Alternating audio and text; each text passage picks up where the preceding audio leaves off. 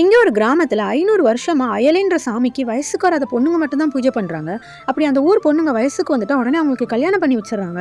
அப்படிதான் அங்கே ஒரு பொண்ணு 8th படிக்கும்போதே வயசுக்கு வந்துட்டான்னு சொல்லிட்டு அவளுக்கு விருப்பமே இல்லாமல் 30 சவர நகையும் போட்டு 3 லட்சம் பணமும் கொடுத்து கல்யாணம் பண்ணி வச்சிடறாங்க. இப்போ அந்த ஊர் ஸ்கூலில் இருக்க பிரின்சிபல் 10th அதிகமாக எடுத்தவங்களோட பேரெல்லாம் போர்டில் எழுதுறதுக்காக மாட்டுறாங்க. அப்போ அந்த ஊர் சேர்ந்த ஒரு டீச்சருமே அதை பார்த்துட்டு இந்த ஸ்கூலில் இருக்க பசங்க யாருமே 10th பாஸ் பண்ணதும் இல்லை, பொண்ணுங்க யாரும் 9th தாண்டினதே இல்லைன்னு சொல்லிட்டு சிரிக்கிறாரு. இதை பார்த்த தமிழ்ன்ற ஒரு பொண்ணுமே சாக் பீஸ் எடுத்து தன்னோட பேர் அந்த போர்டில் எழுதுறா. இதை பார்க்குற பிரின்சிபலுமே நீ மட்டும் 10th பாஸ் ஆகிட்டேன்னா உன்னோட பேரை நான் இதில் பெயிண்ட்லேயே எழுதுறேன்னு சொல்கிறாங்க.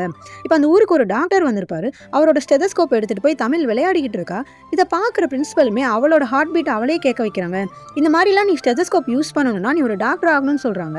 அதனால தமிழுமே நான் ஒரு டாக்டர் ஆகணும்னு சொல்லிட்டு ஆசைப்பட்றான். பார்த்தா தமிழோட ஃப்ரெண்டுமே இப்போ வயசுக்கு வந்துடுறா. அதை நினச்சி இப்போ அந்த பொண்ணுமே ஜாலியாக விளையாட்டுத்தனமாக இருக்கா. பார்த்தா அந்த பொண்ணுக்கு ஸ்கூலுக்கு அனுப்பாமல் வீட்டிலே இருக்க எல்லா வேலையும் செய்ய வச்சு அந்த பொண்ணை ஒரு அடிமை மாதிரி பண்ணுறாங்க. இப்போ அந்த பொண்ணுமே தமிழ்கிட்ட தனக்கு நடந்ததெல்லாம் சொல்லி பயங்கரமாக அழுகிறா. எனக்கு கல்யாணம் வேற பண்ண போகிறாங்க, தயவு செஞ்சு நீயும் வயசுக்கு வந்துடாதுன்றதை சொல்கிறா. இங்கே தமிழுமே அயலி சாமி கிட்ட போயிட்டு நான் வயசுக்கே வந்துடக்கூடாதுன்னு சொல்லிட்டு வேண்டிகிட்டு இருக்கா. அதையும் மீறி நான் வயசுக்கு வந்துட்டா நீ சாமியே கிடையாதுன்னு சொல்லிட்டு திட்டிட்டு போகிறா. பார்த்தா ஸ்கூலில் நொண்டி விளையாண்டுக்கிட்டு இருக்கும்போது திடீர்னு அவளுக்கு வயிறு பயங்கரமாக வலிக்க ஆரம்பிக்குது. அவளுமே நம்ம ஒரு வயசுக்கு வந்துட்டோமேன்னு சொல்லிட்டு பயப்பட ஆரம்பிக்கிறா. இனிமேல் நம்மளை ஸ்கூலுக்குலாம் அனுப்ப மாட்டாங்க, வீட்டு வேலை செய்ய வச்சுருவாங்க, கொஞ்ச நாளில் கல்யாணமும் பண்ணி வச்சுருவாங்கன்னு சொல்லிட்டு ரொம்ப போட்டு யோசிக்க ஆரம்பிக்கிறா. அப்போ ஒரு சாருமே அவளை கூப்பிட்டு அந்த கபோர்ட் மேலே இருக்கிறத எடுத்துக்கூட அப்படின்னு சொல்லி கேட்குறாரு. தமிழுமே அந்த கபோர்ட் மேலே இருக்க ரெட் இங்க் எடுக்கும்போது ஸ்கிப் ஆகி கீழே விழுந்துடுறா. அப்போ அந்த ரெட் இங்க்குமே அவன் மேலேயே கொட்டிடுது. அப்போ அங்கே வர பிரின்சிபலுமே அது வெறும் ரெட் இங்க் தாம்மா, நீ பயப்படாத வீட்டுக்கு போன்னு சொல்லி அனுப்புகிறாங்க. ஆமாம், இது வெறும் ரெட் இங்க் தானே அப்படின்னு சொல்லிட்டு அவளுமே இப்போ சந்தோஷமாக வீட்டுக்கு போகிறான். யாருமே நம்மளை கண்டுபிடிக்க மாட்டாங்க, நம்மளா சொல்கிற வரைக்கும் இந்த விஷயம் யாருக்குமே தெரியாதுன்னு சொல்லிட்டு அதை எல்லாருக்கிட்டையுமே இருந்து மறைக்கவும் ஆரம்பிக்கிறான். தமிழுமே கணக்கு வாத்தியார்கிட்ட போய் கணக்கில் ஏதோ தப்பாக இருக்குது, கொஞ்சம் போட்டு காட்டுங்கன்னு சொல்லிட்டு கேட்டால் தமிழை மேலேயும் கிளியுமே பார்த்துட்டு இன்னும் 2 மாதத்துல நீ ஸ்கூலுக்கே வரமாட்டா, உனக்கு எதுக்கு டவுட்டுன்னு சொல்லிட்டு கேட்டு உட்கார வச்சிடறாரு. தமிழுமே நடந்ததெல்லாம் போய் அவங்க அம்மா கிட்ட சொல்கிறா. இப்போ அவங்க அம்மாவுமே ரொம்ப பயங்கர கோவத்தில் இருக்காங்க. பார்த்தா எதிர்த்தே அந்த சாருமே வராரு. இப்போ அந்த சாரை பிடிச்சி பயங்கரமாக இவங்களும் திட்டி விட்டுறாங்க. பார்த்தா ஒரு நாள் தமிழ் ஸ்கூலுக்கு போயிட்டு வரும்போது திடீர்னு அவளுக்கு பீரியட்ஸ் ஆயிடுது. உடனே பக்கத்தில் இருக்க ஒரு தண்ணிக்குள்ளே போய் இறங்கிடுறான். வீட்டுக்கு போட்டால் தோரணம்லாம் கட்டி வச்சிருக்காங்க.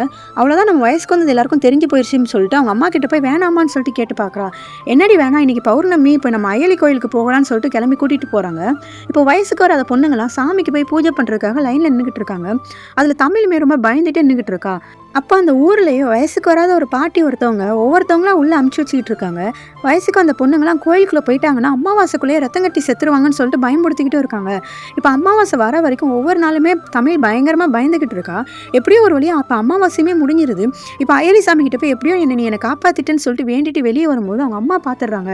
இப்போ அவள் பைக்குள்ளே இருக்க அவளோட பீரியட்ஸ் துணியெல்லாம் பார்த்துட்டு இப்போ தலையிலே அடித்து அழுதுகிட்டு இருக்காங்க. உடனே நான் போய் எல்லாருக்கிட்டையும் சொல்ல போகிறேன்னு சொல்லிட்டு அவங்க கிளம்பும் போது அதுக்கு தமிழுமே நீங்கள் போய் எல்லார்ட்டையும் சொல்லிட்டீங்க, நான் கோயிலுக்குள்ள போயிட்டு வந்ததை நானுமே சொல்லிடுறேன்னு சொல்லிட்டு பயமுறுத்துறான்.